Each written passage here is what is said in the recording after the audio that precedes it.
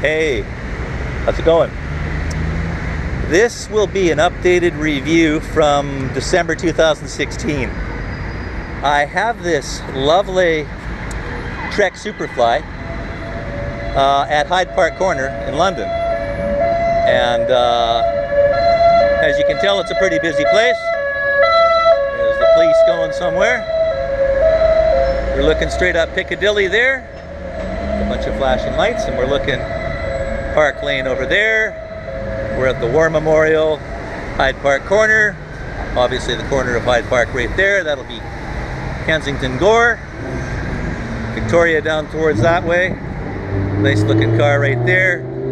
It is, yeah, it's green just like my bike. Anyways, let's get on with this little updated review. Updated review from December 2016. This bike probably has about 3,000 to 3,500 miles on it by this time. The first review that I did, it probably would have had maybe about 500 miles on it, so I think this will be a bit more accurate. The bike was a replacement for a specialized cross trail, which was as well a very nice bike, but there was a couple of issues with it and I had to return it, and I'm actually glad that I did, because I got this lovely Trek, and I love the brand now too, and I definitely love the bike. I thought I might get into some mountain biking again, which I did.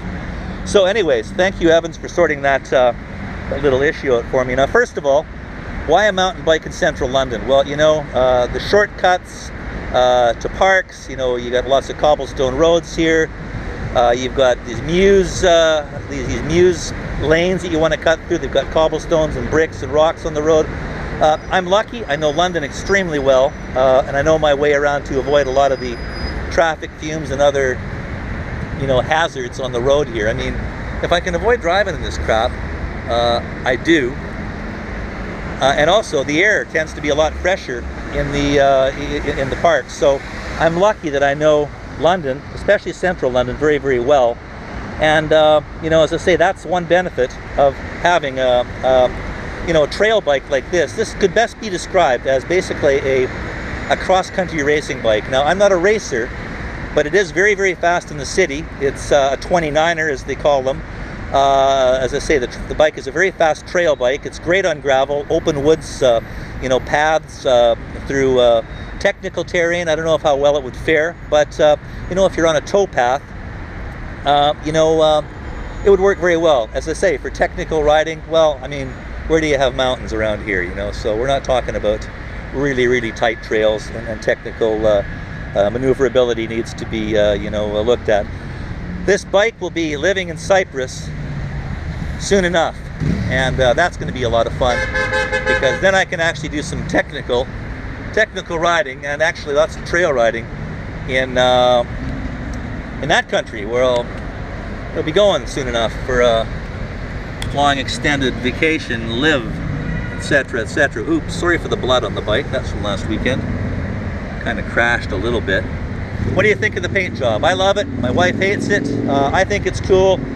It's considered Volt green, and looks kind of yellow to me, but it's got that nice blue printing. It's one of those things you either hate it or you love it. So yeah, it's bright, which is good when you're in the city. Anyways, since the last review in 2016, a couple of small things happened. The one thing that did happen here on this bike was, if you see that little piece right there, for some reason that carbon fiber piece snapped off this carbon fiber bike. And I took it into Evans and I said, listen, can you fix this? I'm out to meet my daughter here for a quick bike ride. I can't shift. They said they couldn't do it. I said, well, what are you talking about? You're a bike shop. And they said they couldn't because it snapped off. And I realized that, you know, they're either going to have to give me a new frame, which is basically what Trek says they'll do, or they'll have to fix that somehow. So they basically sent this bike back up to Milton Keyes, and yeah, they fixed it. They stripped it, and I saw an opportunity to do a couple of things that I wanted, which you know, lets you know that you know, sometimes negative things can produce positive things. I was able to get a real lovely carbon fiber handlebar for this bike from Germany, genuine Bontrager one, 660 millimeters versus the 690 millimeter aluminum one that the bike came with originally.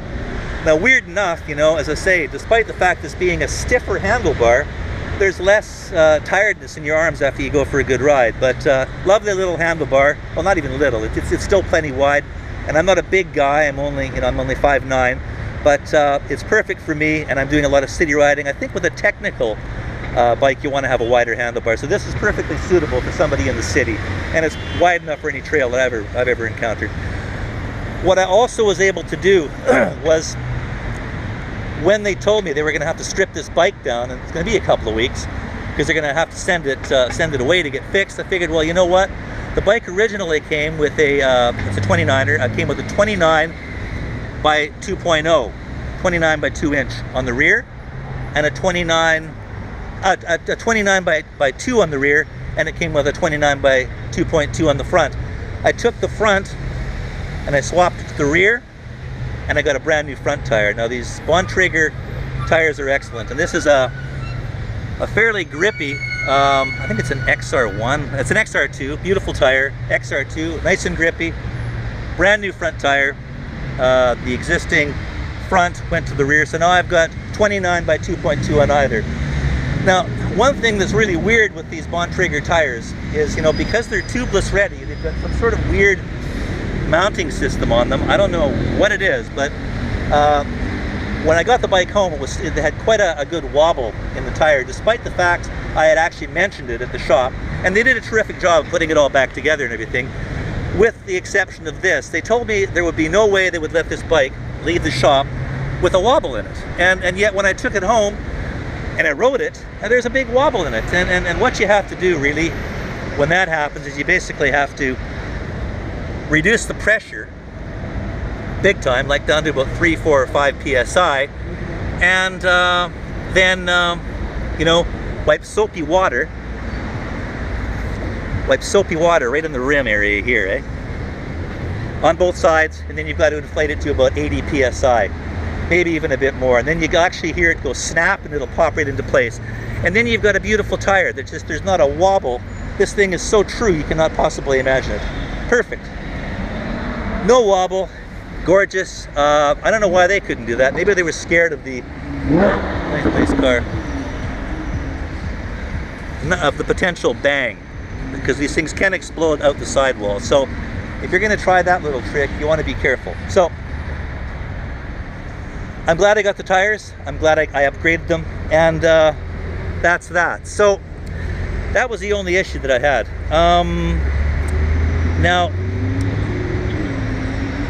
normally I would keep these tires running at about, well, the front about 25 and the rear about 28, 29. Smoky out here today. You could actually run them a bit higher or a bit lower. That's a good range for me. The weight of this bike is about 25.8 pounds, which is about 11.5 kilos in metric. Light for a mountain bike. It's got pedals on it. My additional gear, I've got a light on there, I've got a reflector there, got a reflector there, reflector there, light and reflector, and these beautiful Saint pedals made by Shimano. So the bike, as is, just under 26 pounds, which is good. Good thing to you know, to dress in high-vis gear. Certainly not going to hurt you. A lot of people don't, so it's good to have reflectors and lights. The Superflies are not even being currently made anymore, I believe. They've been replaced by the Procaliber, which is very similar. The only thing that Procaliber will do that the Superfly won't do, it's got some sort of a thing called a decoupler or something there. And what it does is it allows the bike seat to flex a little bit, which eases up on the strain on your butt when you're doing a lot of trail riding. There's only a couple of Superflies available, I think, right now, but there's got to be about 10 or 12 Procalibers. Now the Procalibers range from about 1,300 pounds for an aluminum version up to about 8 grand for a full carbon fiber version, and they have men's and women's. So basically, if you're looking for a bike something similar to this, you won't be getting something exactly like this, but as I say, the Procaliber is almost identical, same sort of angles, and you won't be disappointed. What else can I say here now?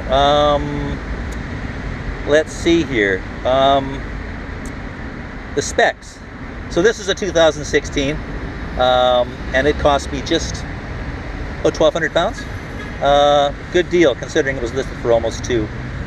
What do we got here for components? Well, we got a Shimano brake on the rear, caliper, rotor, 160 millimeter, nice, good stopping power, and an even bigger 180 on the front, and that's got some really, really good stopping power. I thought it originally was going to come with a 160 on the front as well, but for some reason it came with a 180. I'm not complaining. Fork is fantastic. It's a Fox 32 air shock, 3 settings, basically hard, medium, and then full suspension. 100 millimeters of travel. You can do anything with this bike. I could ride downstairs if I want, and I do sometimes when I'm feeling brave. It'll take pretty well anything you can throw at it. I think the fork in itself is about 750 pounds, so you know, paying 1,200 pounds for this bike is a heck of a good deal. It's carbon fiber, obviously. Why do I like this bike? It is, oh yeah, gearing. We've got SLX on the front, and we've got XT on the rear, Shimano. In both cases, I'm not sure what make the chain is. Irrelevant. SLX is your standard sort of mountain bike, drivetrain, and the XT is a little bit better than that even. Nice clean chain, as you can see. Amazing, this bike's actually got 3,000 miles on it at least, and it's still looking pretty good. I do take care of things that I buy. You can always get better. You know, SLX is good and it shifts well, doesn't miss shifts, it's smooth, it's concise, it's precision, you know, and the XT is even better. As I say, you can always get better. I mean, there's a Rolls Royce and there's a Volkswagen. You know which one's better. So, sometimes it's who needs anything more.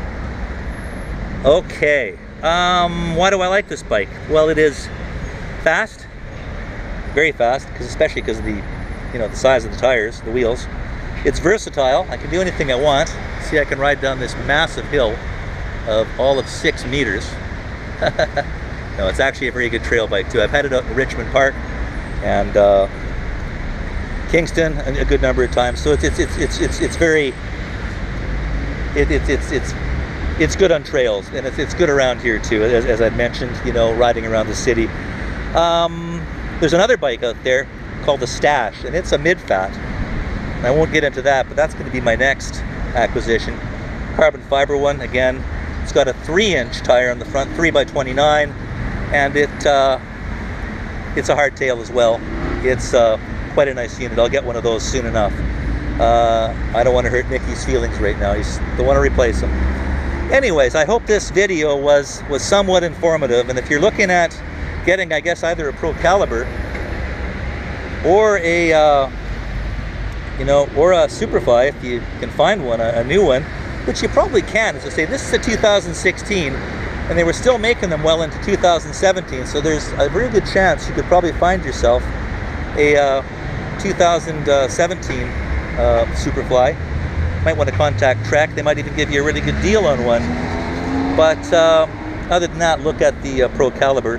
That would be a very similar bike.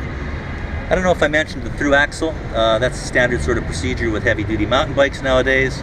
Strong, rigid. I'm not going to break that. If you are, you're riding too hard, and I think that'd be very difficult to break. Although I'm sure people have done it. So that's the Superfly, 2016, 9.7, 17.5-inch frame.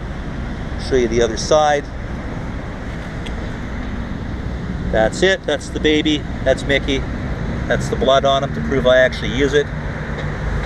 And say if you have any questions on this bike, you're contemplating getting one, you want to know anything more, just let me know. Try to advise you accordingly. If you don't like the video, tell me. Not that I care anyways. But if you have any input, good or bad, let me know. And as I say, hope you enjoyed it. I hope you found it informative. That's all I'm trying to do. Nothing more. If I can help anybody in any way, I will be more than happy to. So have yourself a good day. If you're a bike rider, which you probably are if you're watching this video, then keep the shiny side up. Now there's a nice car. I like that. Beautiful.